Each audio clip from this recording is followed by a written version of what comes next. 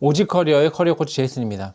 현재 회사를 다니면서 회사에서 어떻게 다음 단계로 올라가야 될지, 그리고 다른 회사로 이직을 해서 나의 레벨과 커리어를 바꿔가야 될지 고민하는 직장인들을 위한 질문 10가지를 준비했거든요. 그 10가지 질문을 하나씩 답변하면서 도움이 될 수 있는 그런 내용들을 제가 알고 있는 선에서 말씀을 드리려고 하거든요. 크게 이제 4가지 파트로 정리가 되어 있는데, 첫 번째는 커리어 방향과 불안함에 대해서, 그리고 이직과 전환, 그리고 세 번째 조직 생활과 성장, 네 번째 미래 준비, 퇴직 이후, 이렇게 내용으로 정리를 하려고 합니다. 첫 번째, 커리어 방향 및 불안에 대해서는 3가지 질문이 있어요. 첫 번째는 내가 지금 회사에 계속 있어도 괜찮을까? 라는 질문인데, 회사에 계속 있어도 괜찮습니다 라는 답변보다는 내가 여기서 어떤 역할을 할 것인가에 대한 것을 정리하는 것이 필요합니다. 요즘에 AI가 개발이 좀 더 가속화되면서 나의 포지션과 역할이 희미해지거나 애매한 포지션으로 흘러가는 경우들이 많이 있고, 또 마이크로소프트나 인텔이나 IT 기업들 같은 경우는 굉장히 빠른 속도로 해외에는 지금 구조조정을 들어가고 있는 상태고, 국내에도 점점점 그 AI가 개발되면서 단순 반복된 업무를 하던 직원들의 자리가 없어지는 상황들이 생기거든요.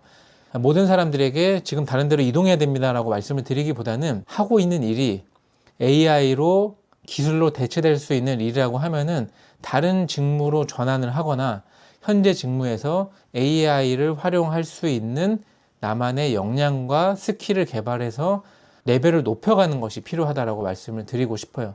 그래서 단순히 남아야 되느냐 떠나야 되느냐라는 답변보다는 업계와 직무의 특성에 따라서 내가 어떻게 변화해야 할 것인가를 생각해 보시고 그에 따른 준비를 하는 것이 필요하다라고 말씀을 드릴 수 있을 것 같아요. 두 번째 질문은 AI 자동화가 내 일자리를 대체하면 나는 뭘 해야 할까라는 질문이거든요. 먼저 여러분들이 AI를 학습하고 AI를 활용할 수 있는 사람이 되어야 되거든요. 지금도 아직 늦지 않았어요. AI를 사람들이 생각보다 일을 하면서 많이 활용하지 않는데, 외부에서 무료로 들을 수 있는 강의나 유튜브 같은 것들을 시청하시면서 AI를 활용할 수 있는 스킬을 올려가는 것이 필요해요. 그래서 회사에서 이 친구는 AI를 잘 활용할 수 있는 사람이야 라고 브랜딩하는 것이 필요하다라는 말씀인 거죠. 그래서 내 업무가 대체될 것을 준비하는 방향보다는 내가 AI를 어떻게 활용해서 지금 업무에서 다른 사람보다 더 많은 퍼포먼스와 효율성을 추구하면서 생산성을 높여갈 수 있을지에 대한 고민들을 해나가는 것이 필요하다고 말씀을 드리고 싶네요. 세 번째는 내 커리어가 정체된 것 같은데 무엇부터 점검해야 되느냐라는 이야기를 하고 있습니다. 커리어가 정체됐다는 게 각자마다 의미가 다를 텐데, 다음 레벨로 내가 올라갈 수 있는 역량을 갖추고 있느냐, 갖추면서 성장하고 있느냐를 점검하는 것이 필요한 것 같아요. 두 가지를 봐야 되는데, 하나는 다음 포지션, 다음 레벨로 내가 올라갈 수 있는 그런 포지션이 준비되어 있거나 정해져 있는가를 봐야 되고, 그 다음에 그에 맞는 나의 역량이 이 현재 있는 곳에서 배우고 성장하고 학습할 수 있는 환경 속에서 내가 일을 하고 있는지를 점검해 볼 필요가 있다는 거죠. 환경적으로 이게 역량을 높일 수 없는 환경이라고 하면은 내가 다른 형태로 역량을 높여갈 수 있는 다양한 방법을 시도할 수 있는 거예요. 외부의 교육을 받거나 네트워크를 하거나 현재 업무에서 새로운 프로젝트를 내가 해보겠다라고 도전을 해보거나 하면서 점핑할 수 있는 그런 기회를 계속해서 엿보는 것이, 만들어가는 것이 필요하다라고 말씀을 드릴 수 있을 것 같습니다. 두 번째 파트, 이직과 전환입니다.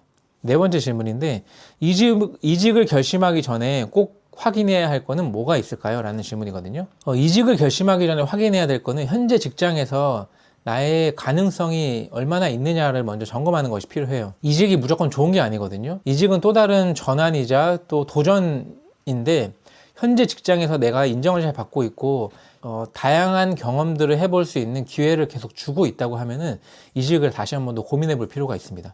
이직이 무조건 여러분들에게 새로운 기회를 주는 게 아니고, 거기서 내 편을 만들어야 되고, 또 시스템도 다시 익혀야 되고, 동료들과 상사들과 다시 신뢰관계를 형성하려면은 생각보다 꽤 많은 시간을 들여야만이 여러분들이 다음 스텝으로 넘어갈 수 있는 기회가 생기는데, 이직을 한다고 해서 그 기회가 딱 주어지는 게 아니거든요. 그래서 현재 직장에서 나의 기회가 정말 다 떨어졌다라고, 다 없어졌다라고 생각하는 건지, 그리고 직장에서 나를 더 이상 필요로 하는 그런 상황이 아니라고 하는 그런 명확한 팩트, 확신이 있어야만이 이직을 결정할 수 있는 것이지. 그리고 또 이직하는 곳에서 나에 대한 필요, 그리고 나에 대한 보상, 나에 대한 역량을 충분히 감안하고 인정해줘서 데려가려고 하는 건지를 점검한 이후에 이직을 결정하는 것이 필요하겠죠. 그 다음에 이제 이직할 직장이 어떤 회사이고 그 회사의 문화와 그리고 같이 일할 상사, 팀의 분위기, 히스토리를 한 번 더 점검해보는 현직자와의 만남을 통해서 결정을 하는 것이 필요하겠습니다. 다섯 번째 질문인데, 연봉만 보고 이직해도 괜찮을까? 이 질문 자체가 되게 폐쇄형 질문인데, 연봉만 보고 이직하는 것은 저는 추천하지 않죠. 연봉 때문에 이직해야만 하는 가정적 환경이나 나의 경제적 이슈가 생긴다고 하면 연봉을 보고 이직을 해야 될 수가 있겠죠. 근데 돈은 아주 부분적인 요소라고 생각할 수 있다고 저는 보여지거든요. 돈 때문에 이직해서 나중에 다시 이전 직장으로 돌아오거나 다른 회사로 이직하는 경우들을 굉장히 많이 봤거든요. 돈은 아주 부분적인 하나의 요소일 뿐이고, 말씀드렸던 조직 문화나 그리고 상사, 그 팀의 분위기, 나에게 기대하는 거, 내가 어떤 일을 할 것인가에 대한 가능성을 보고, 잠재성을 보고 이직을 결정하는 것이 필요합니다. 그리고 또 그 회사의 컬처 핏과 내가 잘 맞는지도 확인할 필요가 있고, 회사에 일하는 방식도 중요하고, 대표이사의 일하는 방식도 나에게 영향을 미치기 때문에 그런 전반적인 요소들을 확인하고 연봉을 같이 고려해서 이직하는 것이 필요하겠습니다.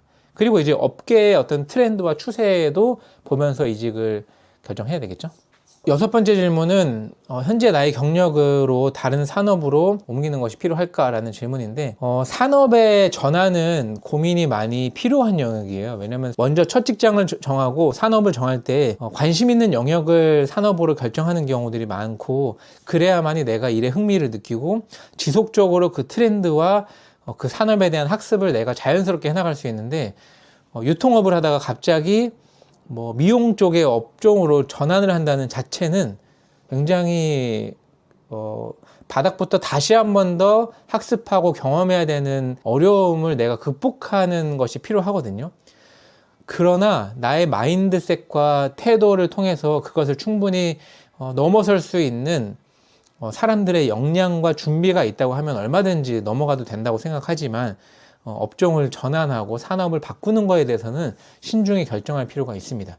그만큼 다시 올라가려고 하는 그 올라가는 시간이 꽤 많이 걸리거든요.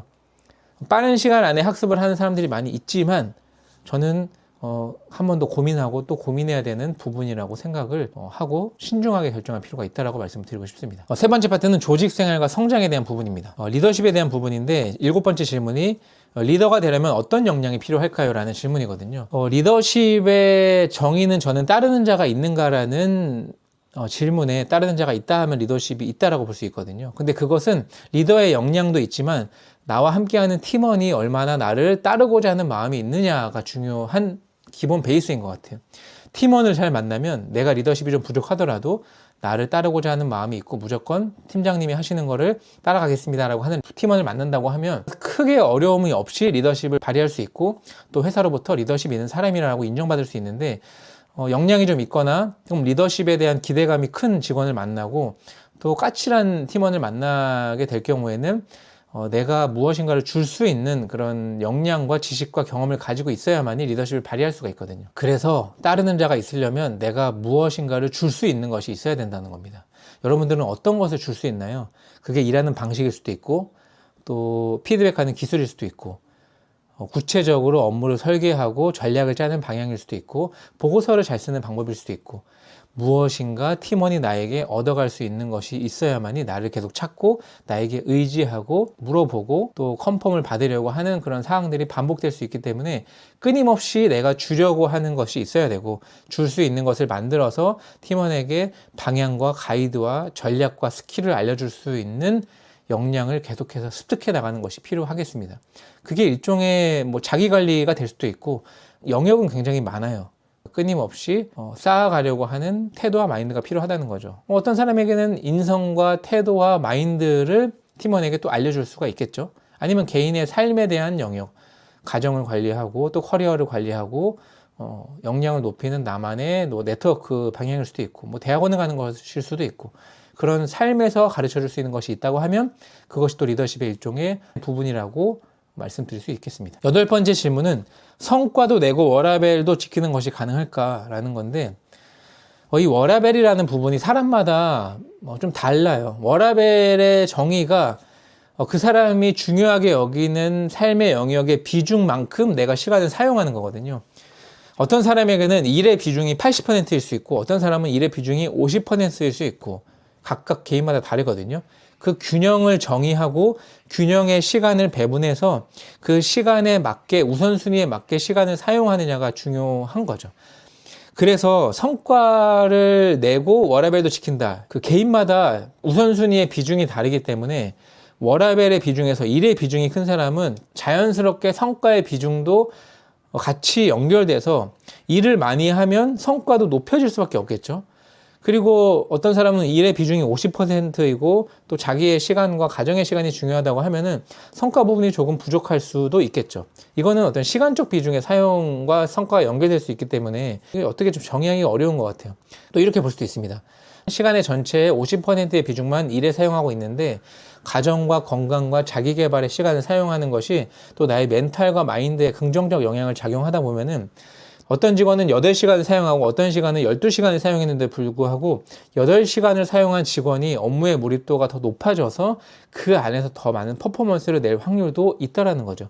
그래서 이거를 시간을 많이 썼느냐로 꼭 정의하기보다는 균형된 삶 속에서 내가 업무에 몰입하는 몰입도를 가지고 성과의 퍼포먼스가 더 날 수도 있는 영역이 있다 보니까 이것을 시간 사용으로 성과와 연결하기는 어렵다라고 저는 볼 수 있겠습니다.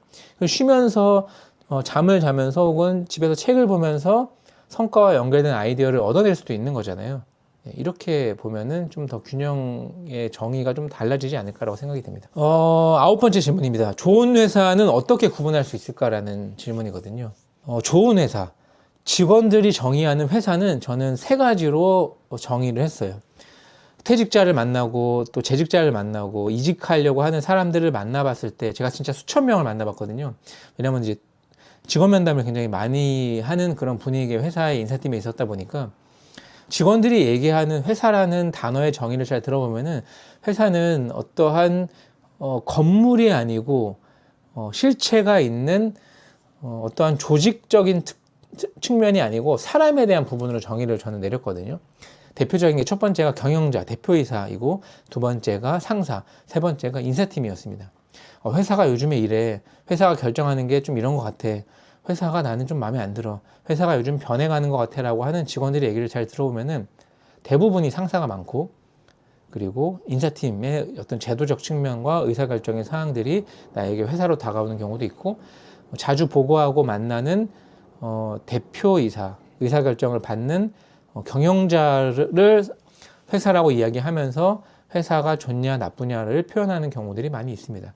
결국에는 사람들, 함께 일하는 사람들이 어떤 사람이냐에 따라서 회사가 좋고 나쁘고를 판단하고 결정하는 것이 많이 있다라는 거죠. 그래서 좋은 회사를 어떻게 구분할 수 있느냐? 결론적으로는 함께 일하는 사람, 동료, 상사, 인사팀, 경영자가 대표적이겠죠. 이런 함께 일하는 사람들이 어떠한 역량을 갖추고 어떠한 태도를 갖추고 어떠한 일하는 방식을 갖추고 어떠한 조직 문화를 실현하고자 하는지에 따라서 좋은 회사를 구분하는 중요한 지표가 될 수 있다라고 저는 말씀드릴 수 있습니다.